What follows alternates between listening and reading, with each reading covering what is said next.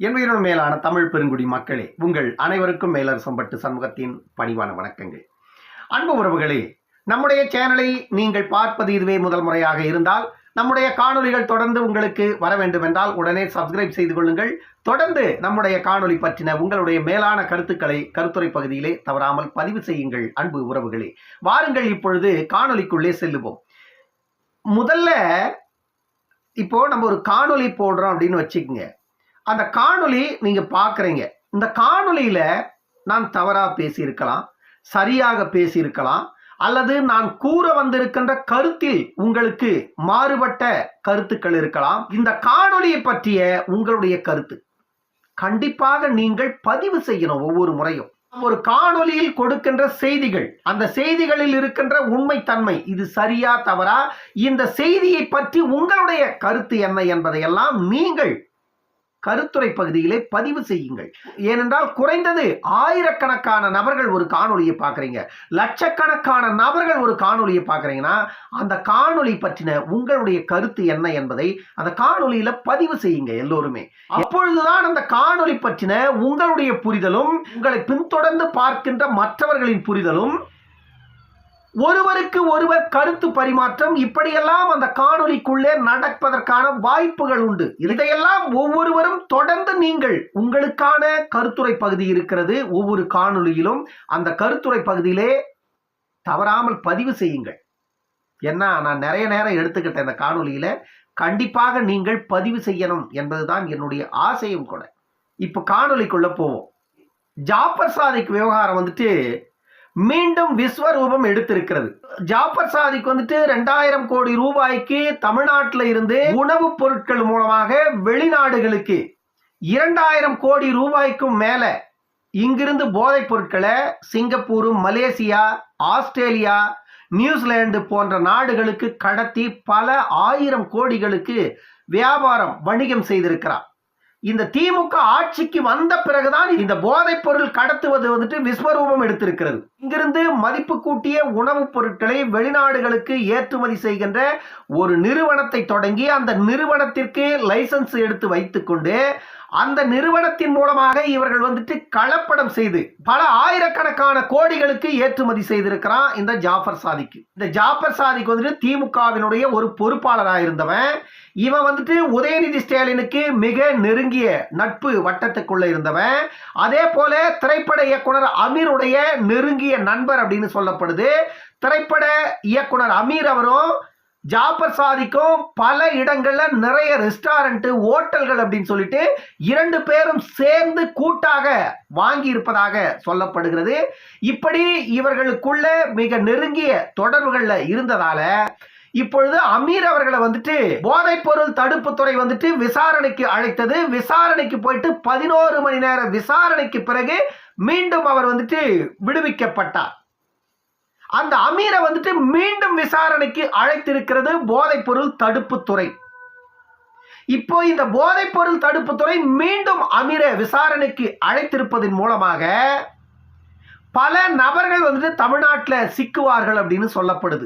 ஏன்னா நேற்று தமிழ்நாட்டில் 20க்கும் மேற்பட்ட இடங்கள்ல இந்த போதைப் பொருள் சம்பந்தப்பட்ட ஜாபர் சாதிக், அமீர் இந்த இருவரும் சம்பந்தப்பட்ட இந்த இருவருடைய உறவினர்கள் அவர் தொடர்புடைய இடங்கள் எல்லாம் தமிழ்நாட்டில் 22 இடங்களுக்கு மேல நேற்று அமலாக்கத்துறை வந்துட்டு ரைடு பண்ணியிருக்காங்க தமிழ்நாட்டில். ஜாபர் சாதிக் கடத்தியது போதைப் பொருள். ஆனா அமலாக்கத்துறை இதுக்குள்ள எப்படி வருது அப்படின்னா, இவங்க வந்துட்டு 2000 கோடி ரூபாய்க்கு இங்கிருந்து போதைப் பொருட்களை கடத்தி அந்த பணத்தை வந்துட்டு இந்தியாவுக்கு கொண்டு வராங்க. இந்த இந்தியாவுக்கு கொண்டு வரப்பட்ட இந்த பணம் எப்படி இந்தியாவில் ஒயிட் மணியா மாற்றப்பட்டது? இந்த பணம் எப்படி ஒயிட்டாக மாறியது? கள்ளப்பணமாக தானே இவங்க கொண்டு வந்தாங்க. இது எப்படி இந்தியாவில் ஒயிட் மணியா மாற்றினாங்க இவங்க? அதற்கான வேலைகள் எங்கெல்லாம் இவர்கள் செய்திருக்கிறார்கள், எந்தெந்த இடங்கள்ல இவர்கள் இதற்கான ரூட்டை போட்டாங்க, எங்கெல்லாம் இவர்கள் சொத்துக்கள் வாங்கி குவித்திருக்கிறார்கள் அந்த பணத்துல என்பதையெல்லாம் இப்போ இடி வந்துட்டு உள்ள நுழைஞ்சி, அமலாக்கத்துறை உள்ள நுழைஞ்சி நேற்று இருந்து அந்த வேலையை செய்து கொண்டிருக்கிறது தமிழ்நாட்டில். இந்த விவகாரங்கள்ல ரெட் ஜெயின் மூவிஸுக்கும் இதுல தொடர்பு இருக்கும் அப்படின்னு அமலாக்கத்துறை சந்தேகப்படுவதாக சொல்லப்படுகிறது. ஏன்னா இவர் வந்துட்டு மங்கை அப்படின்ற ஒரு படத்தை இந்த ஜாஃபர் சாதிக்கு தான் தயாரிச்சிருந்தான் அப்படின்ற ஒரு தகவல் நமக்கு ஏற்கனவே தெரியும். அதே போல ரெட் ஜெயின் மூவிஸ்லயும் வெளிநாடுகளில் இருந்து இவர்கள் போதைப் பொருட்கள் மூலமாக சம்பாதித்த பணத்தை ரெட் ஜெயின் மூவிஸ்லயும் போட்டு அதை ஒயிட் மணியா மாற்றி இருப்பதற்கான வாய்ப்புகள் இருப்பதாக சொல்லப்படுகிறது. அதனால இந்த விசாரணைக்குள்ள உதயநிதியை இழுப்பதற்கான வாய்ப்புகளும் இருப்பதாக சொல்லப்படுகிறது.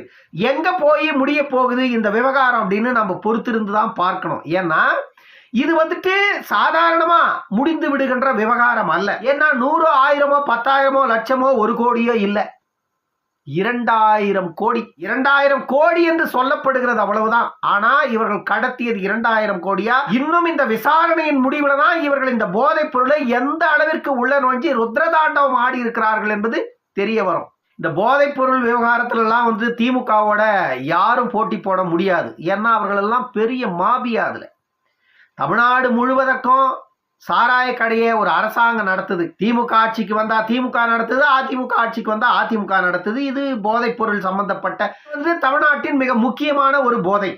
இந்த முக்கியமான போதையவே தெரு தெருவுக்கு கடை விரிச்சு அரசாங்கத்தின் மூலமாக சாராயத்தை விற்கிற ஒரு அரசு, அதில் சம்பந்தப்பட்ட ஆட்சியாளர்கள் வெளிநாடுகளுக்கு போதைப் பொருட்கள், ஹெராயின் போன்ற போதைப் பொருட்கள்லாம் இங்கிருந்து வெளிநாடுகளுக்கு கடத்துவது இவர்களுக்கெல்லாம் சாதாரண விஷயம் தான். அது ஒன்றும் பெரிய கம்ப சூஸ்திரம் இல்லை இவர்களை போன்றவர்களுக்கு. ஆனா சாமானிய மக்களுக்கு அது ஒரு பெரிய விஷயமா தான் தெரியும். இப்ப நம்முடைய பார்வையில் அது ஒரு பெரிய விஷயமா தெரியுது. ஆனா ஜாஃபர் சாதிக்கோ உதயநிதிக்கோ மு.க. ஸ்டாலின் போன்றவர்களுக்கெல்லாம் அது ஒரு பெரிய விஷயம் இல்லை. ஏன்னா தமிழ்நாட்டில் கோடிக்கணக்கான ரூபாய்க்கு வந்துட்டு தெரு தெருவுக்கு கடையை விரிச்சு வியாபாரம் பண்றவங்க தானே போதைப் பொருளை இவங்களுக்கு வந்துட்டு அதெல்லாம் சாதாரண விஷயம்தான். இருந்தாலும் கூட இப்பொழுது இவர்கள் கையும் களவுமாக சிக்கிவிட்டதால இந்த போதைப் பொருள் தடுப்பு துறை வந்துட்டு இதை லேசில் விடாது.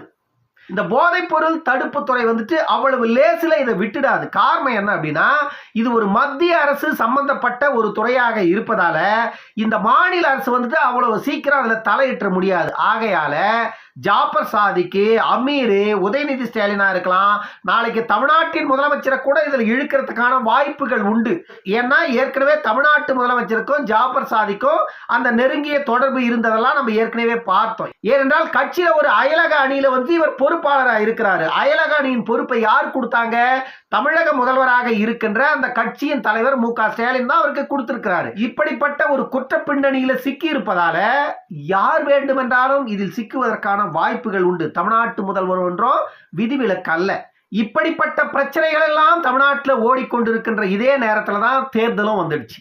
இப்போ தேர்தல் களத்துல மு.க. ஸ்டாலின் ஒரு பக்கம், உதயநிதி ஸ்டாலின் ஒரு பக்கம் போயிட்டு ஒவ்வொரு தொகுதியும் அனல் பறக்க பிரச்சாரம் செஞ்சுட்டு இருக்காங்க. ஏன் அப்படின்னா மீண்டும் வந்துட்டு ஏற்கனவே 38 பாராளுமன்ற உறுப்பினர்கள் திமுக கையில இருந்தாங்க. மீண்டும் இந்த முறையும் குறைந்தது அதுல பாதியாவது நம்ம ஜெயிக்கணும். அப்படி ஜெயிச்சாதான் 2026 சட்டமன்ற தேர்தலை வந்துட்டு நம்ம எதிர்கொள்ள முடியும் அப்படின்னு ஒரு பயம் இவங்களுக்கு இருக்கு. அந்த பயத்தின் காரணமா தான் மு.க. ஸ்டாலின் ஒரு பக்கம், உதயநிதி ஸ்டாலின் ஒரு பக்கம், 2 பேரும் ஒரு பக்கம் அதிமுக, ஒரு பக்கம் நாம் தமிழர், ஒரு பக்கம் பாமக, இன்னொரு பக்கம் பிஜேபின்னு தமிழ்நாட்டில் ஆளும் கட்சியாக இருக்கின்ற திமுகவுக்கு 4 முனை போட்டி. பொதுவா தமிழ்நாட்டில் 4 முனை போட்டின்றது ஒரு பக்கம் இருந்தாலும் திமுகவுக்கு தனியா 4 முனை போட்டி தமிழ்நாட்டில் நடந்துட்டு இருக்குது. திமுகவை வீழ்த்துவதற்காகத்தான் இந்த 4 முனை போட்டியும் நடந்து கொண்டிருக்கிறது.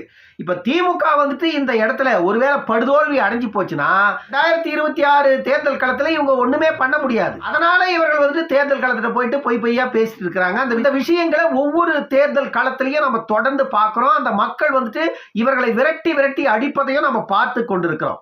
இப்ப சிதம்பரம் தொகுதியில போயிட்டு மு.க. ஸ்டாலின் அவர்கள் திருமாவளவன் அவர்களுக்கு வாக்கு சேகரிக்கிறார். நான் என்ன கேட்கிறேன்னா 5 ஆண்டுகள் பாராளுமன்ற உறுப்பினராக இருந்தார். 5 ஆண்டுகள் பாராளுமன்ற உறுப்பினரா சிதம்பரம் தொகுதியில இருந்த திருமாவளவன் அவர்கள் அந்த தொகுதிக்கு எதையுமே செய்யல அப்படின்னு சொல்லிட்டு அந்த மக்கள் வந்துட்டு அவ்வளவு பெரிய மனக்குமுறலை வெளிப்படுத்துறாங்க. ஆனா நீங்க போயிட்டு கட்சியின் செல்வாக்கை மட்டுமே பயன்படுத்தி நீங்க இல்லாததும் பொல்லாததையும் அந்த மேடைகளை பேசுறீங்க. திருமாவளவனர்களுக்கு மீண்டும் வாக்கு போடுங்க, இது மாதிரி ஒரு வேட்பாளர் தமிழ்நாட்டில் எங்கேயுமே இல்லை அப்படின்னு திருமாவளவன் அவர்களை புகழ்ந்துட்டு இருக்கீங்க. நான் என்ன கேட்கிறேன்னா திருமாவளவன் அவர்கள் அவ்வளவு ஒரு மக்கள் தொண்டனாக இருந்திருந்தால், மக்கள் சேவகனாக இருந்திருந்தால், மக்களுக்கு களத்துல பணியாற்றியவர்களாக இருந்திருந்தால் அந்த தொகுதி மக்கள் திருமாவளவன் அவர்கள் 2019 வாக்கு கேட்க எங்க பக்கம் வந்தாரு. அதோட சரி, அதன் பிறகு 5 ஆண்டுகளா இந்த தொகுதிக்கு உள்ளவே வரல அப்படின்னு சொல்லி அந்த மக்கள் அவ்வளவு பெரிய மனக்குமுறலை வைக்கிறாங்களே, அந்த மக்கள் கிட்ட போயிட்டு மீண்டும் நீங்க திருமாவளவனுக்கு வாக்களிங்கன்னு சொல்றீங்களே, இதற்காக மீண்டும் திருமாவளவனுக்கு வாக்களிக்கணும் அப்படின்னு நீங்க சொல்லுங்க. எதற்கு திருமாவளவனுக்கு மீண்டும் வாக்களிக்க வேண்டும் சிதம்பரம் தொகுதி மக்கள்? ஏற்கனவே 5 ஆண்டுகள் உங்களுக்கு வாய்ப்பு கொடுத்து நீங்க எதையுமே செய்யல. 2009 ஒரு 5 ஆண்டுகள் வாய்ப்பு கொடுத்தாங்க, அப்பவும் எதையும் செய்யல. தொகுதி முழுமைக்குமே ஒரு இடத்தில் கூட உள்கட்டமைப்பு வசதிகள் இல்லை. இன்னமும் கிராமங்கள்ல மத்திய அரசு திட்டங்களா இருந்தாலும் மாநில அரசு திட்டங்களாக இருந்தாலும் எந்த திட்டங்களும் போயிட்டு அந்த மக்களை சென்று அடையல. அதுக்கு காரணம் என்ன? ஒரு பக்கம் திமுக தான் சட்டமன்றத்தில் ஜெயிக்குது, இன்னொரு பக்கம் பாராளுமன்றத்திலையும் திமுக கூட்டணி தான் ஜெயிக்குது. ஆனா 2 பக்கமும் நீங்களே ஜெயிச்சு அந்த மக்களுக்கு என்ன செய்திருக்கீங்க? அப்படி இருக்கின்ற சூழ்நிலையில அந்த மக்கள் எதற்கு உங்களுக்கு மீண்டும் வாக்களிக்கணும்னு நீங்க போய் கேட்கறீங்க? முதல்ல சிதம்பரம் தொகுதி மக்கள் உண்மையிலேயே ஏற்கனவே 5 ஆண்டுகள் அந்த தொகுதிக்கு, ஏற்கனவே 5 ஆண்டுகள் சிதம்பரம் தொகுதியில பாராளுமன்ற உறுப்பினராக இருந்த திருமாவளவன் அவர்கள் உண்மையிலேயே அந்த தொகுதி மக்களுக்கு சேவை ஆற்றி இருந்தால், அந்த தொகுதி மக்களுக்கு அவர் சிறப்பாக களப்பணி செய்திருந்தால் அவருக்கே வாக்களியுங்கள். ஏனென்றால் மீண்டும் ஒரு முறை அவரே வெற்றி பெற்றால் உங்களுக்கான நன்மைகள் தொடரும். என்ன அவர்கள் உங்களுக்கு நல்லது செய்திருந்தால், இல்லை என்றால் ஒரு வாக்கு கூட திருமாவளவன் அவர்களுக்கு யாரும் வாக்களிக்காதங்க. சிதம்பரம் தொகுதியில பல மக்கள் பேசியதை நான் கேட்டிருக்கின்றேன். சிதம்பரம் தொகுதியில திருமாவளவன் அவர்கள் வெற்றி பெற்றதோடு சரி, இந்த தொகுதி பக்கமே வரலன்னு பல மக்கள், பெண்கள் பேசுறாங்க. அப்படிப்பட்ட மக்கள் எதற்கு மீண்டும் எதையுமே செய்யாத ஒரு வேட்பாளருக்கு வாக்களிக்கணும்? சிதம்பரம் தொகுதியை பொறுத்த வரைக்கும் பிஜேபி பாமக கூட்டணி அந்த தொகுதியில வெற்றி பெறணும். அது காலத்தின் கட்டாயம். பாமக பிஜேபி கூட்டணி அந்த தொகுதியில வெற்றி பெற்றால் மட்டும்தான் இந்த மக்களுக்கு எதிராக பேசுகின்ற இந்த குரல் வந்துட்டு அங்க வீழ்த்தப்பட வேண்டும். அந்த மக்கள்கிட்டயே வாக்கு வாங்கிக்குவீங்க, அந்த மக்கள் கொடுத்த அதிகாரத்தை பெற்றுக்கொண்டு பாராளுமன்றத்துக்கு போவீங்க, அங்கிருந்து வருவீங்க, அதே மக்களை வைவீங்க. அப்படிப்பட்ட உறுப்பினர் எதற்கு மீண்டும் நீங்கள் அங்க வெற்றி பெறணும்? இது மக்களின் குரல், சண்முகத்தின் குரல் இல்லை. இது அந்த தொகுதியில் உள்ள பெண்களின் குரலாக இதை நான் பார்த்தேன். அதனால நான் சொல்றேன், இந்த இடத்துல திருமாவளவன் அவர்களுக்கு இந்த அளவிற்கு அந்த தொகுதியில எதிர்ப்புகள் இருக்கும் பொழுது அதை எல்லளவு கூட பொருட்படுத்தாத தமிழ்நாட்டு முதல்வர் ஸ்டாலின் அவர்கள் அந்த தொகுதியில போயிட்டு மீண்டும் திருமாவளவனுக்கு வாக்கு சேகரிக்கிறார். நம்பிக்கை இருக்கா உங்களுக்கு உண்மையிலே திருமாவளவன் வெல்லுவார் என்று? கண்டிப்பாக திருமாவளவன் இந்த முறை வெற்றி பெறுவதற்கு வாய்ப்பே இல்லை. பாஜக வேட்பாளர் கார்த்தியாயினியிடம் தோற்பது உறுதி என்று சிதம்பரம் தொகுதி மக்களே சொல்றாங்க. ஏனென்றால் திருமாவளவன் அவர்கள் கடுமையாக பாஜகவையும் பாமகவையும் தான் எதிர்த்து கொண்டிருந்தார். அவர்களுக்கு இந்த முறை அந்த இருபெரும் சக்திகளே எதிராக நின்று விட்டது. ஆகையால திருமாவளவன் அவர்களுடைய தோல்வி என்பது மாற்ற முடியாதது சிதம்பரம் தொகுதியில் அப்படின்னு அந்த தொகுதி மக்கள் சொல்றாங்க. களத்தின் நிலவரம் என்னவாக இருக்க போகிறது என்பதை நாம் பொறுத்திருந்து பார்ப்போம். இன்னொரு காணொலியில் சந்திக்கும் வரை உங்களிடமிருந்து விடைபெற்றுக் கொள்வது மேலரசம்பட்டு சண்முகம். நன்றி, வணக்கம் அன்பு உறவுகளே.